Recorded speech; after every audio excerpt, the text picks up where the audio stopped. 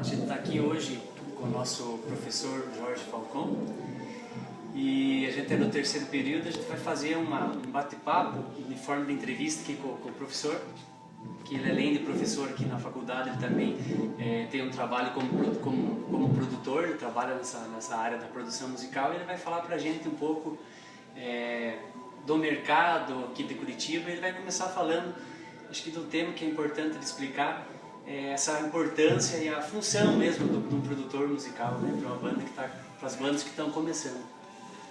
Na verdade, muito obrigado pela oportunidade de falar sobre uma das coisas que eu mais gosto de fazer, que é a produção musical. E que infelizmente não é todo dia que a gente pode fazer numa cidade com um mercado um pouco restrito como o nosso.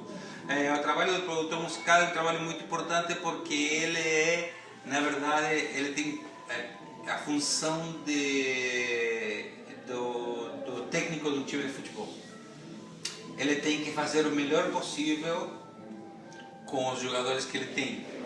Ele tem que saber colocar essa pessoa no melhor lugar para que ele ofereça um rendimento melhor para a gravação, para o trabalho, na verdade, o produtor musical ele é um controlador de qualidade em todos os aspectos. O trabalho de produtor musical ainda tem um pouco dessa indefinição de que você não sabe muito bem do que se trata quando você está falando. Então você diz, eu sou produtor musical, as pessoas pensam que você organiza festas. Sim. Eu sou produtor musical. Mistura com produtor de eventos. Produtor de eventos, produtor de qualquer coisa, sabe? Mas o trabalho do produtor musical, concretamente, está baseado vamos supor que vamos fazer uma gravação de um CD ou 4 músicas, o que for. Você tem várias funções. Desde o primeiro contato com o artista, você tem primeiro entender qual é a proposta, qual é o objetivo, qual é a ideia do trabalho, do material e do histórico do artista. Você tem que saber, por exemplo, que você vai trabalhar com um artista que acabou de começar e que ele está tentando definir sua identidade como músico e como cantor. Então você tem que sacar dentro do material que ele te mostra, te oferece, te traz para você escutar. Normalmente é assim, as pessoas trazem alguma coisa para escutar. Sem moldar a pessoa também, né? De uma forma de tentar sugar da pessoa aquilo que ela, né? De repente. Eu acho que há dois tipos de produtores. Aqueles que não são invasivos, que é aquele que deixa fluir a personalidade do artista que está aí. E tem outro que é o invasivo, que se mete na música do outro e coloca a sua própria assinatura junto.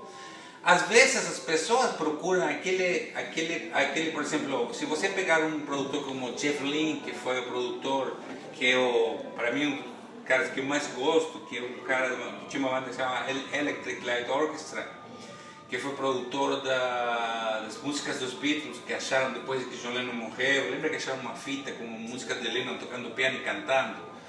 Então chamaram Jeff Lynne, que era muito amigo de George Harrison, e Jeff Lynne é um cara sensacional, mas onde está a mão dele se escuta Jeff Lynne. E isso é fantástico porque ele tem uma identidade e o artista que convida Jeff Lynne sabe que Jeff Lynne vai estar dentro da música dele.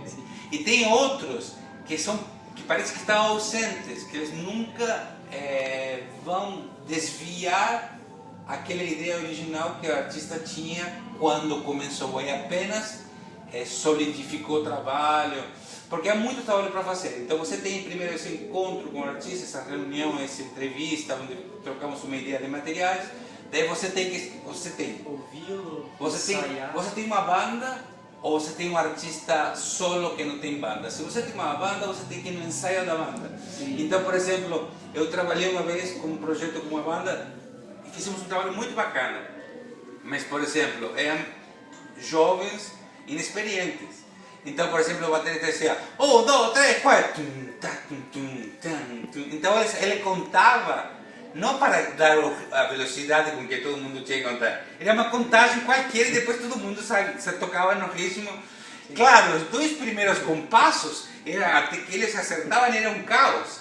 Então, esses pequenos detalhes, você diz, peraí, para que você está contando assim? Vamos contar de outra maneira? Aí a música já saía desde o começo, a música já acontecia. Então, essas pequenas diferenças fazem que você consiga obter os melhores resultados dos jogadores que você tem para seu time. O segundo passo, por exemplo, é juntá-los para que eles escutem o que está acontecendo com cada um. Por exemplo, se o baterista e o baixista não se escutam, a base pode estar bem, mas provavelmente vai soar descolada, não vai ter, a banda não vai ter chão.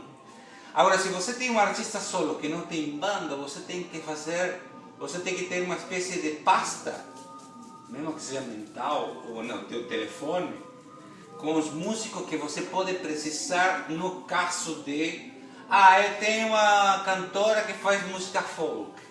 Eu não posso chamar um baterista de metal. Sim. Então, ou sim, entendeu? Ou sim, eu posso me propor fazer o folk com músico que não é do estilo, para ver se eu consigo tirar é de alto risco. Outra ideia. É de alto risco, mas é bom arriscar. Daí você tem que escolher os músicos, depois você tem que ensaiar os músicos. Dependendo do orçamento, você vai ter um arranjador ou não. Você vai deixar que os músicos da banda arranjem e você depois vai dar uma lapidada nisso, vai dar uma espécie de polida ao arranjo para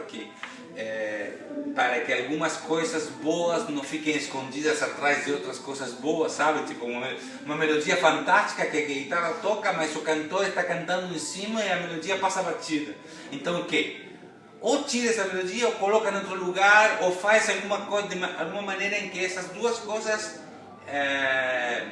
façam uma interação entre elas para que as duas sejam figuras as duas ganhem e não uma ganhe e a outra se perca. Então você tem que estar trabalhando permanentemente com a ideia de figuras. Que figuras são importantes? Qual está sobrando? O que devo fazer com a outra? Devo ressaltá-la? Devo tirá-la? Devo colocá-la em outro lugar? Devo criar uma parte especial para ela? Entendeu? Depois você tem o processo de gravação. O processo de gravação é um processo, para mim, um pouco o mais chato, que é o processo de você estar no estúdio com todo. Você tem que criar uma dinâmica, se uma banda, ver se eles estão acostumados a tocar juntos, respeitar essa dinâmica, ver se eles estão acostumados a tocar juntos, se você coloca eles para tocar separados, eles se perdem porque eles têm necessidade, às vezes têm necessidade de se olhar para saber o que está acontecendo. Então você tira mecânico, né? Você tira a referência, entendeu? E depois você que grava todos os instrumentos, vem a outra parte que é bastante chata, mas que é a parte de edição, onde você escolhe as melhores takes, as melhores partes, substitui uma parte por outra, corrige erros. Hoje, já faz uns anos, o que a gente escuta num disco não é o que o ser humano toca, é o que o nível de perfeição de uma produção depende da habilidade e da capacidade do computador, da habilidade do operador e da capacidade do computador. Sim. Então, por exemplo, a maior parte das coisas que a gente escuta são todas coisas afinadas, não? Sim. Tipo assim, ninguém canta sempre.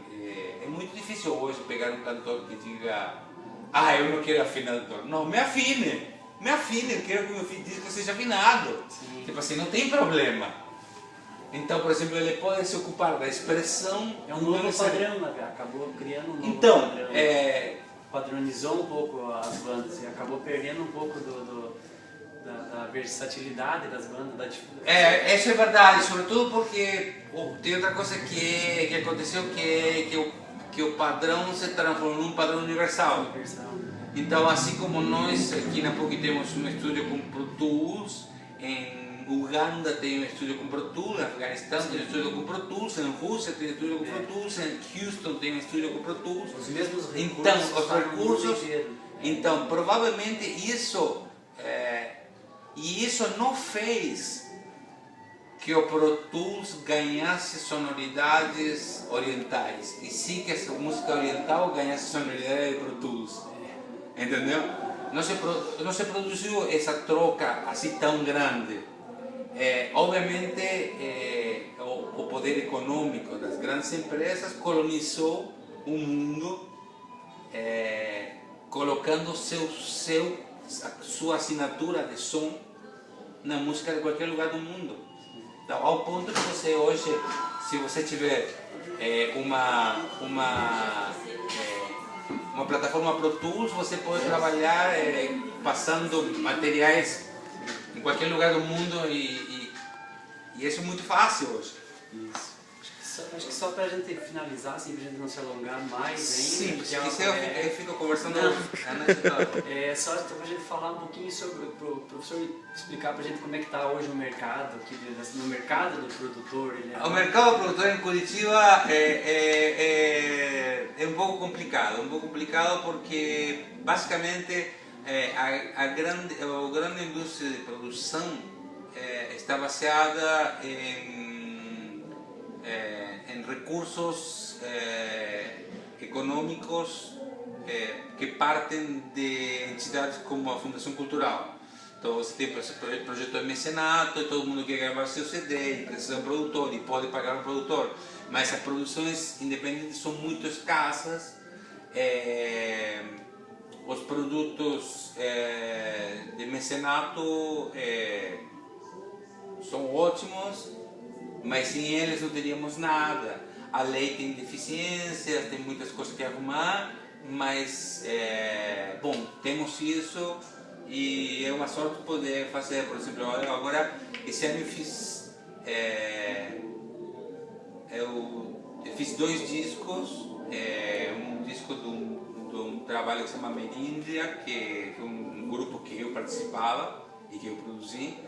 E agora terminei agora de produzir um CD de uma cantora que se chama Tayana Barbosa, que é da cidade, que sou o diretor musical do projeto e o produtor do disco, que esse vai estar logo. Curitiba tem muito a crescer. Curitiba é uma cidade de grandes músicos, porém me parece que nós temos ainda muitos problemas de deficiências de formação musical.